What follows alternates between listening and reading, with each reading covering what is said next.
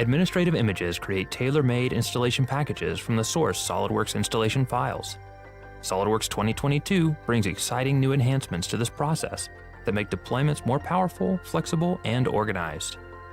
SOLIDWORKS 2022 offers two new options for deploying administrative images: remote client and compressed. The remote client administrative image type was created specifically for remote users. It automatically downloads the bulk of the installation files from SOLIDWORKS servers instead of your company VPN. The compressed administrative image contains all of the same components of the standard image, but in a reduced size, which allows for easier sharing. Staying organized is key to a successful deployment scheme. SOLIDWORKS 2022 allows you to create multiple nested groups that reflect your company's preferred hierarchy. Drag and drop makes rearranging items easy and convenient.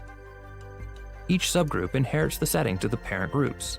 This makes editing the administrative image simple and reduces the user XML file size, making deployments even faster. In this example, most users won't need these packages to be installed, so we uncheck them in the global settings. However, our users will need access to the SOLIDWORKS PDM server. And now in SOLIDWORKS 2022, we can even create a vault view after installation. No need to run any extra custom scripts.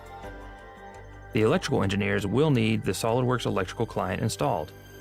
Because of the nested structure of the options editor, this is done by checking a single box for the whole group. Now in SOLIDWORKS 2022, the user interface gives a clearer indication of what electrical products will be installed.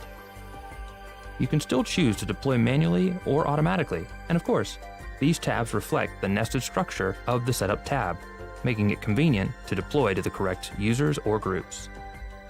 SOLIDWORKS 2022 makes creating, editing, and deploying administrative images easy and powerful, with better end-to-end support for software packages, improved organizational tools, and flexible new image types.